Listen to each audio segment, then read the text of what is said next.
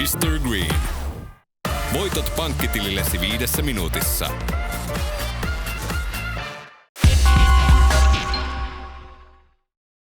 Hi, this is Alexander Kuoppala from Thyrargo and you are watching Chaos TV.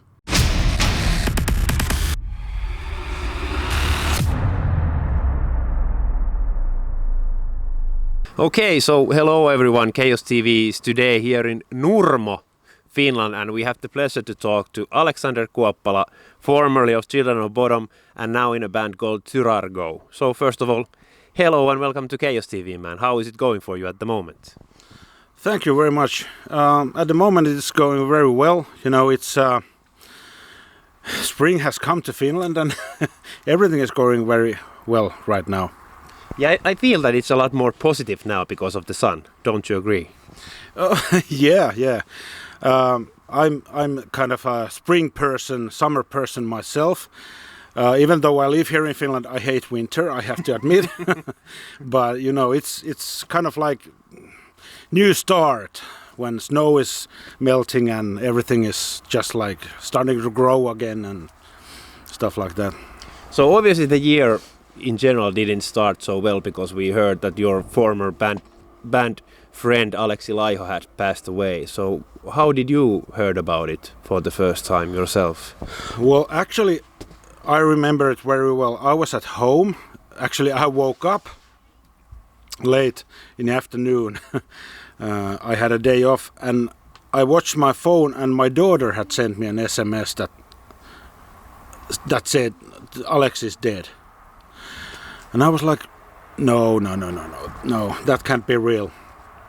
Of course, I went to internet and every news page was full of it. So I had to believe that it's true. And of course, I started to think like, what happened? What has happened? Like, I read that he passed away at his home and I was like, okay, it has to be some kind of accident or something like that. But after days went on, I just heard more about how sick he was. And for me, it was actually, I wasn't so much in touch with him late years, but it was still a surprise to me how sick he ended up to be. So it was total shock for me. I was in shock for days, you know, that I just couldn't believe it's true, but it's true. Yeah. Unfortunately, yes. Well, you played in the band for 8 years and you established a lot during those years. So how do you remember those years now? Well, it all started when we were young and we were kind of just friends gathered up playing, and it was based on friendship, you know. And then things started to happen. You know, we got record deal from Spine Farm, Nuclear Blast. We started to have these tours in Europe. Everything happened so fast that we were kind of like, whoa, what is happening? You know, but it was just those years when I was in a band, they were kind of like, for me, it was kind of like friends just playing together, making music, recording, touring. It wasn't so, in a way, it wasn't so professional, okay. I think, because first years there wasn't so much money involved in the business and stuff like that. We just, you know, played every show we could do. We practiced a lot all the time. We basically lived on a rehearsal room back then, and we were very good friends. I remember, you know, Alexi was the kind of person that slept all day and practiced all night. So I remember it was like 10 p.m. in the evening, he calls me and, hey, let's go and practice. Well, okay. And then we went to the rehearsal room and practiced whole night, you know. And next morning we went to sleep. So it was really, the life was really careless back then. Of course, we didn't have any kids or anything like that. So it was just, we could just focus on a band. And it was really nice time. So do you feel that was also one of the reasons why he ended up being who he was in the end, such a like influential metal guitarist? Yeah, for sure, because he was really into playing, nothing else. You know, he just played, practiced every night. You know, and there was nothing else in his life than just playing, and you know, thinking about how he could do things differently, or you know, he wasn't just a guy who practiced some kind of technique. He just wanted to test his limits all the time and go on forward with his playing. That's why I think he is nowadays in such an iconic, you know, place in fans' minds, because he was really into you know, just pushing the boundaries further and further all the time. For me, for example, I wasn't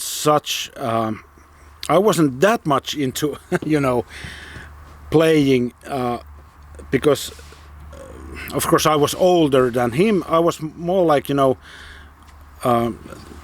more things going on in my life all the time, so I kind of like played, of course, practiced, but it wasn't my kind of like goal to be the best guitar player in the world. So what did you actually learn from him as a guitarist? Oh, a lot. I learned a lot of different kind of techniques that he used, a lot of kind of like musical thinking, like how to build up proper riffs, songs. But I have to say the most important thing that I learned from Alexi was few techniques I even use nowadays. Okay. And you know, because the goal for him was to make songs sound very sharp and very, you know, correct and stuff like that. So I had to do a lot of work myself that I can play like he wanted me to play. So that's the most important lesson I learned from him. So you were in the band for 8 years and then left in 2003 after releasing 4 albums with the band. Yes. What actually happened there? Well, it was my own decision. Nothing happened within the band, but I got into a point where we had a German manager who was like, he had kind of like paper that, okay, in 2 years you do this, you do this, you do this, you'll be in wherever touring in headlining Wacken. Yeah, stuff like that. But for me, I started to think a lot of other things in my life also. I had my first child coming on, and I was thinking that I want to kind of decide myself what I want to do in 2 years. I don't want that German manager to think what I'm doing in 2 years.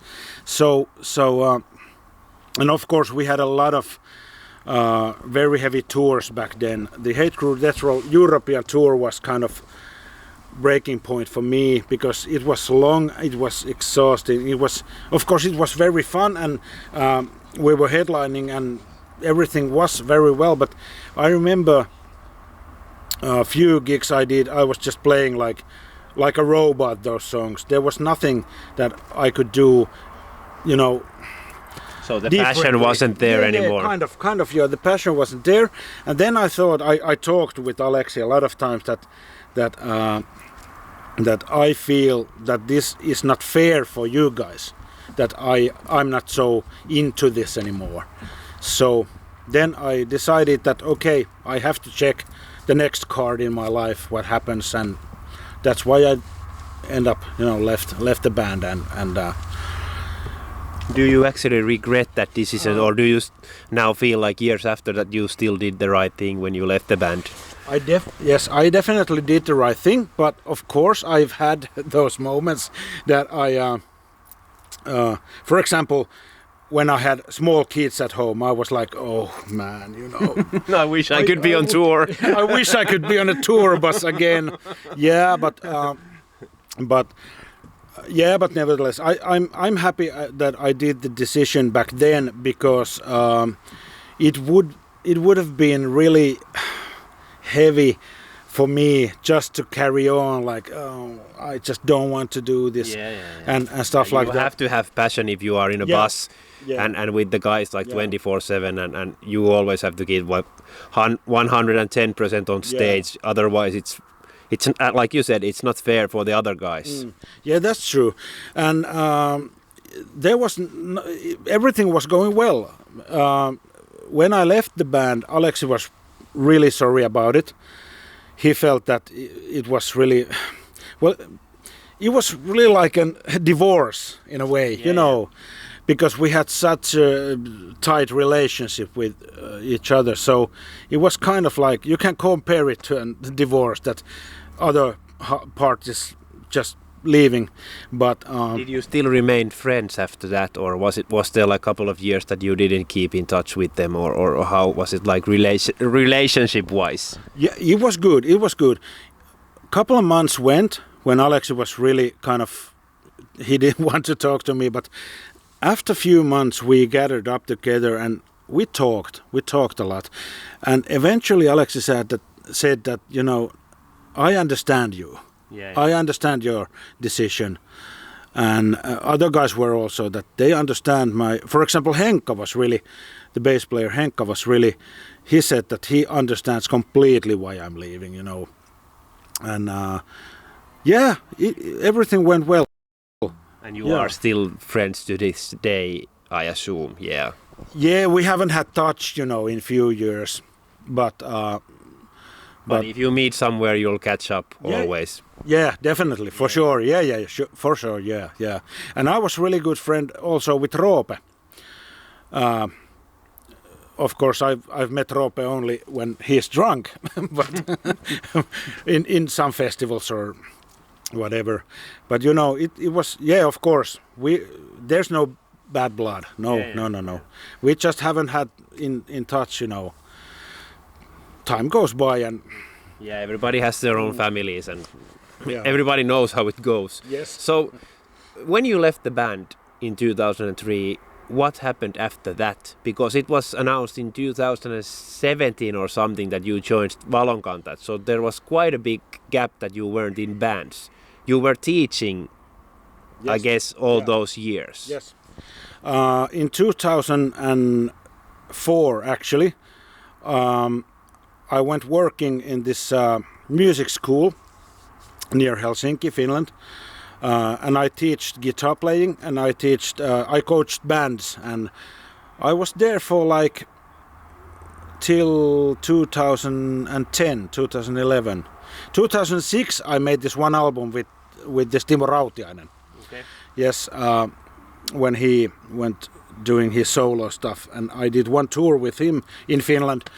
But after that, I just taught in different music schools, and also I started to teach kids with special needs, kids with, you know, autism, you know, handicapped kids or whatever problems they may have. And I'm actually nowadays even doing it still, you know, and but I've had few cover bands, and I was really happy when the playing in a band was kind of like hobby, not a job. So I could do whatever I want, you know. So if we had few cover gigs in Finland, and I was like, okay, we can take that show, but I don't want to do that. I could choose, you know. So playing for me as a hobby was really relief in a way, because no one was there to say to me that, you know, you have to do this, you have to do this, you have to go on tour. So I was really fed up with touring actually when I left Children of Bodom, but of course the playing has always been with me. I play all the time, but as a hobby, Okay, but then as I said already before, that you joined Valonkantajat in 2017. Yes. So what made you sort of to come back to playing in bands? Well, I was in a situation that I was at home. I remember I was practicing at home some scales, and I was like, why am I practicing? Because I have no goal, nothing to practice for. Yeah. And then I read in the internet that the singer of Valonkantajat, he had an ad in a net that said that, okay, looking for a guitar player to play solos on a new album. I was like, okay, I could actually catch that and try what comes out. And I wrote to him that, okay, I'm practicing and I'm really looking forward to play in a band that, needs some kind of, needs a guitar player or needs kind of like ideas on the next album. And I was like, okay, let's try it out. And actually they had recorded the rhythm parts on the album already, and then he just sent some songs to me that, okay, try some solo and this and that, and then everything went well. And I remember was there 2 or 3 solos I recorded on the album, and then some other melody parts. And then they said that, okay, this is going very well, so do you want to go on gigs with us? And I was like, okay, no problem. But it was really hard because the band they were selling their own shows, and we didn't have any agencies or any like record labels, so it was pretty hard job to get shows. But we did few gigs then in southern Finland, but actually Valonkantajat is now kind of on hold situation, okay, right at this moment, because the singer had his other band. He wanted to go on with them, but let's see what happens. I don't know. Yeah. But you actually mentioned on your own personal social media that you have a new band called Thyrargo. Yes. So could you tell us a bit about that? I assume that it's also a metal band from the logo. Yeah, it is. It just started on a need that I wanted to do kind of like therapy project, and I wrote really brutal death metal songs, and I was thinking that, okay, I need people to play these songs, and I have this one guitar player who has been with me for like 15 years now, called Mika Sundvall, and we started to arrange those songs, and then we got drummer, really technical young guy, and then bass player, and then I was searching for a vocalist to that project, and then Mika had this one friend that sounded just like George Fisher, and I was like, whoa, this is really cool. I want that guy on this Tirago project. And then we started to practice, and now we are at this moment we are doing our first EP publication, 4 songs coming up, and now everything but the vocals are done, and then we mix and master it, and it will be out later, I think on August, September, something like that. And you plan on also playing shows with that, I assume? Yeah, sure, of course, if anyone is able to play shows. Yeah. But after this situation, sure. Now, of course, talking about the shows, everything is now on a hold. Nobody can do nothing. But I really, really hope that we can do something in the end of this year, next year. Let's see what happens with that. Okay. So obviously, before Alexi passed away, he also wrote a memoir. So have you actually read it yourself? I've read like half of that book. Okay. I started to read the book, yeah, but was it too much about cars for you? No. But I was kind of like, I've seen this happening. It wasn't so interesting at the end. So did it bring a lot of memories into your mind? by reading it. Yeah, definitely. Yeah. And yeah, talking about memories, actually when Alexi passed away, I've got like hundreds of messages from all over the world. You know, people have sent pictures to me that, you know, here is you and Alexi in 98, or, you know, so this has been really quite a memory lane for past few months now, you know.